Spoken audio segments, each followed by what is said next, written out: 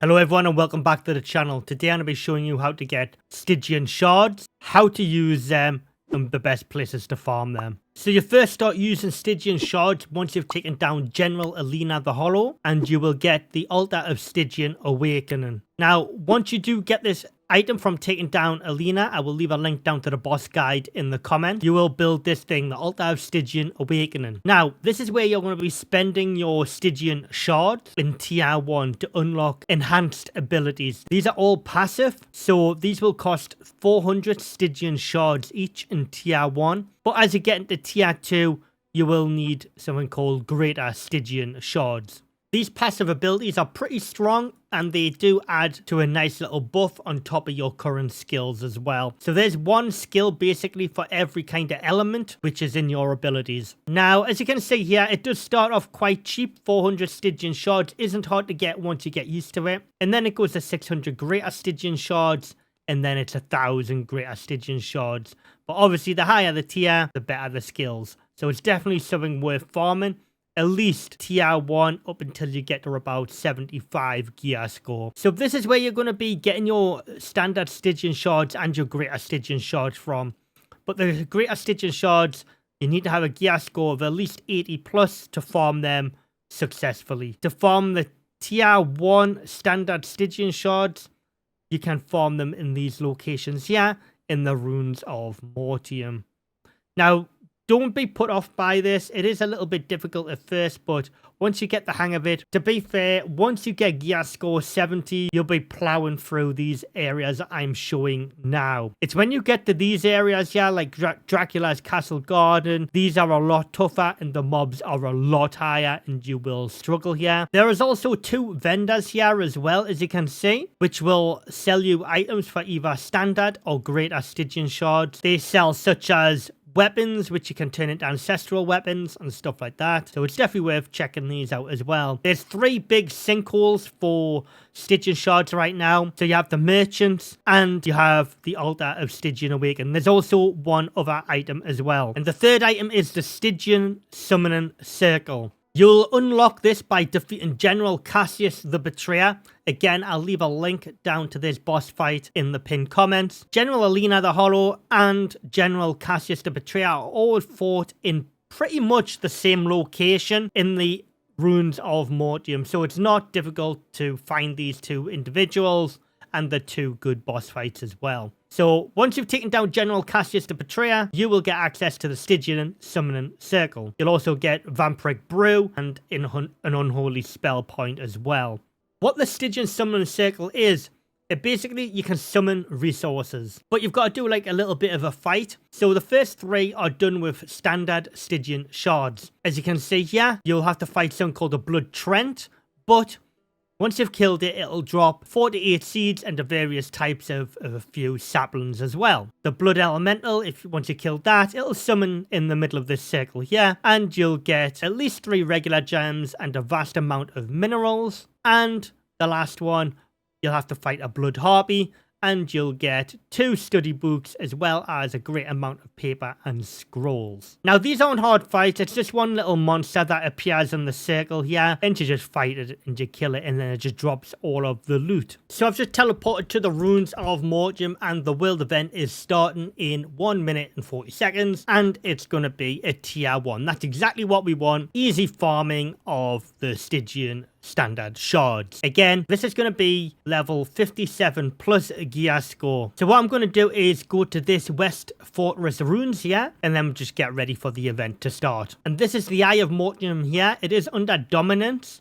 and you just want to scroll all the way to the end, and it'll be here. This shows you all you need to know about the rift incursions that are about to happen in this area. Now, the tier 2s are a lot harder, and like I said, it's like 70 to 80 plus gear score, so you don't want to be going in unless you're ready for a good fight. Now, you will want to be careful as you're traversing this area, as there's a lot of NPCs running around, and the 2 general bosses are walking around this area as well. So you want to be careful. Like I said, there's a lot of NPCs around here. Okay, so let's go ahead and just kill these. Okay, so once you get in here, you will have to clear out all of the NPCs. Like I said, there is quite a few NPCs here. A lot of them don't do any damage to you at all, but You get these little ones here.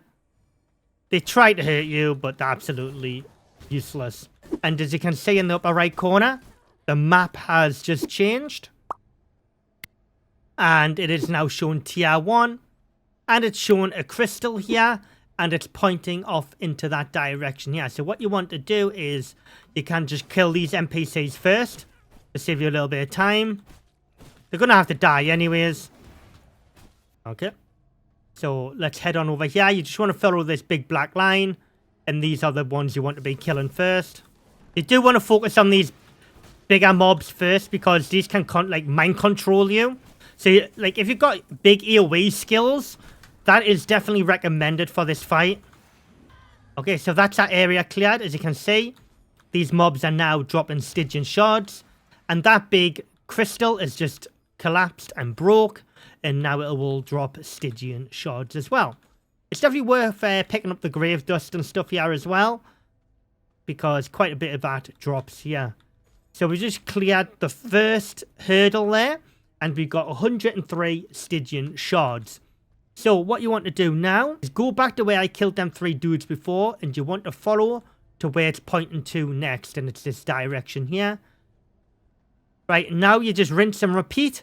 You start killing all of the hostiles again. Okay, it can get a little bit hairy when there's a lot of mobs walking around. Like I said, if you are like gear score 70, you're not really going to have like any deaths here unless you get extremely unlucky. So we've got more Stygian shards here now, up to 212. Remember, if you want to actually summon resources, you need a minimum of 300, but you need 400 standard Stygian shards if you actually want to learn a new passive ability. Like you can go around and destroy the boxes and stuff like that, and you do have a chance of getting Stygian shards dropping as well. There is the odd chest around as well. Once you've cleared out enough of the areas, you will fight like a mini boss. They're like a replica of a boss you've killed in the past, like this one here, Lesser Blood Soul.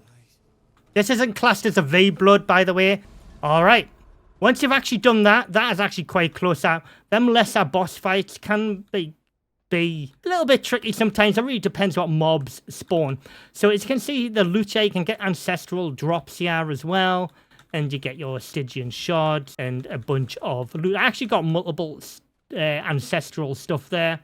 I got the longbow and the actual crossbow. But we did get some drops there as well, which was nice. So in total there, I got 450 Stygian shards, which is absolutely brilliant. That's a nice little run. As you can see on the map though, there is multiple events happening, all tier 1. But the next cycle of events in 12 minutes will be tier 2. So you can see how that works. It'll cycle between the two. But yeah, there's multiple tier 1 locations which you can hit. But these will switch over to tier 2 in about 12-13 minutes where you can farm. You don't just have to farm the one site. It doesn't take too long to actually farm a location. So once you're back at your base and yet you're out of Stygian Awakening, you now have a couple of options. As you can see, you now can unlock a tier 1 passive ability with the 450 Stygian shards I've got, as these only cost 400. Now, as you can see, I can do Blood Spray, Arcane Animator, Spiritual Infusion, and Chill Wave. But I've still got some from what I showed you earlier. So I've got 660. But what I will show you is, I don't really want to unlock another ability right now, summoning some resources. This is actually really good if you want to get a good amount of resources early game. When I say early game, I really mean like start of tier 3 basically. So what you want to do is come to your Stygian summoning circle, hold down F. Now, I actually want to use this on the Blood Harpy because I want some more books for the study and some more paper and scrolls just so I can finish off doing some old research and stuff like that. So all you need to do is, I want to do this twice. So I'm going to put 6 scrolls in there and then I'm going to put my 660 standard blood shards in there, and now it's going to summon a Blood Harpy. As you can see, the summoning circle changes and the creature will spawn after about 15 to 16 seconds. There we go. Like I said, they're not hard. They're not meant to be, but as you can see, it drops a whole bunch of resources. Wait, it actually, oh, I forgot I was doing 2. So let's just go ahead and pick all of that up. I can pick them up.